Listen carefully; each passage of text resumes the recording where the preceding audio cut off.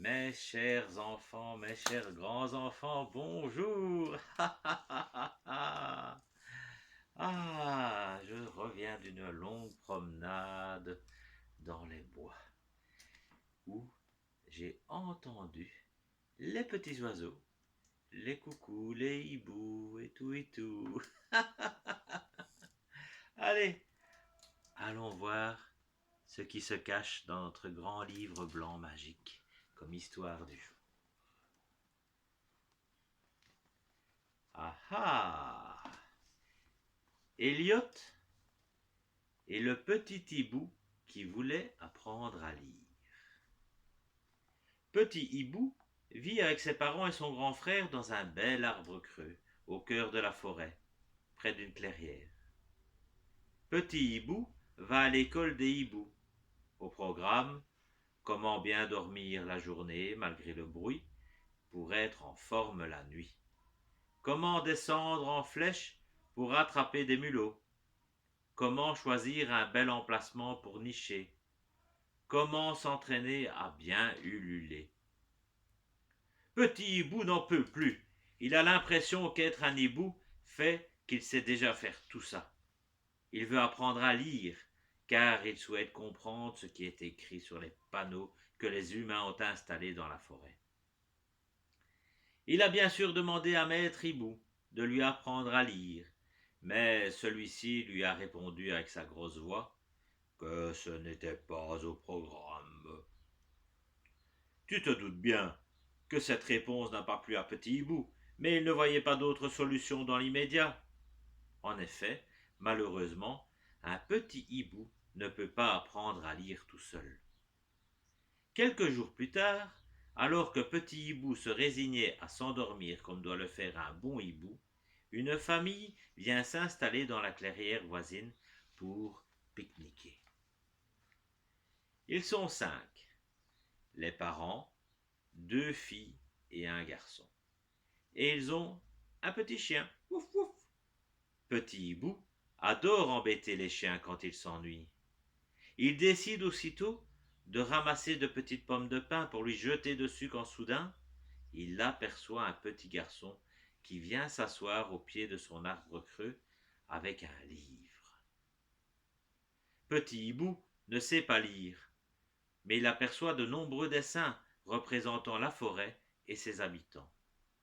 Il est tellement intéressé qu'il en oublie le vilain tour qu'il s'apprêtait à jouer au chien et se met à réfléchir aux différentes options possibles pour voler ce livre.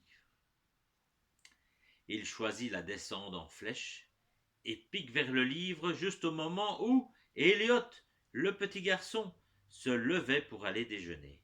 Grave erreur. Voilà Petit Hibou planté dans le sol au niveau du bec. Eh oui, Petit Hibou aurait peut-être dû mieux écouter les conseils de Maître Hibou sur la chasse et le vol. Elliot, alerté par le bruit, se retourne et découvre Petit Hibou en très mauvaise posture. Il décide alors de l'aider à se dégager et Petit Hibou s'en va sans même un regard gentil vers son sauveur. Quel mauvais caractère! Mais en fait, Petit Hibou est très vexé car il vient de réaliser qu'il a beaucoup de choses à apprendre même en tant que hibou. Il se demande s'il ne veut pas aller trop vite en apprenant à lire dès maintenant, alors qu'il ne maîtrise pas encore sa technique de vol. De retour dans son nid, il continue à réfléchir tout en observant cette famille. Il voit bien que les 3 enfants ne savent pas faire la même chose. La plus grande sait sauter très haut et sait même faire la roue. La deuxième réussit à sauter haut mais manque de tomber en le faisant. Quant au petit garçon, il a besoin d'encouragement avant d'essayer de sauter par-dessus le tronc d'arbre car cela lui fait peur. Petit Hibou comprend alors que ce que Maître Hibou a déjà essayé de lui expliquer à plusieurs reprises. Il faut savoir faire certaines choses avant d'en apprendre d'autres. Et dès le soir, Petit Hibou devient un élève appliqué en classe.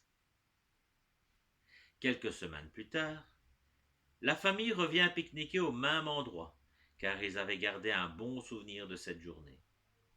Le petit garçon, Elliot, a aussi très envie de revoir ce petit hibou dont le comportement était si différent.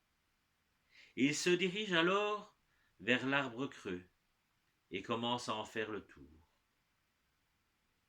Petit hibou hésite, puis décide de se montrer. Elliot tend un bras pour inviter le petit hibou à descendre. Mais celui-ci le surprend en volant avec grâce, en s'y posant avec légèreté. Elliot veut garder ce moment pour lui tout seul et s'enfonce légèrement dans la forêt avec petit hibou installé sur son bras. Ils ont envie de communiquer, mais ils n'y arrivent pas. Alors Elliot sort un livre de son sac et se met à lire une petite histoire à petit hibou. Ce dernier a l'impression de vivre un rêve tout éveillé. Un petit garçon est en train de lui lire une histoire, mais c'est trop génial! Mais ce moment est interrompu par les appels de la famille d'Elliot, lui annonçant que le repas est prêt. Elliot et sa famille sont revenus régulièrement pique-niquer dans la clairière, et à chaque fois, Elliot et Petit Hibou en ont profité pour passer un moment ensemble. Waouh! Aujourd'hui, Elliot a bien grandi. Il va au collège, mais il trouve toujours un moment pour prendre son vélo et retrouver son ami le hibou. Lui aussi a bien grandi. Il est même tombé amoureux et a eu des petits bébés hiboux. C'est donc toute une famille de hiboux qui attend aujourd'hui impatiemment son rendez-vous. Son rendez-vous lecture. Et petit hibou, a-t-il appris à lire, me direz-vous? Ça, c'est à vous de le deviner et de l'imaginer. Voilà, c'était une très belle histoire de Claire Michaud.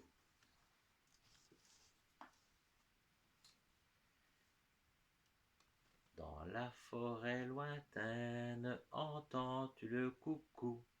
Du haut de son grand chêne, lui répond le hibou.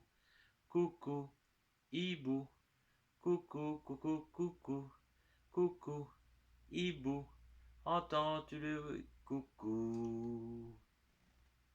Allez, à bientôt les enfants et les grands enfants. À bientôt.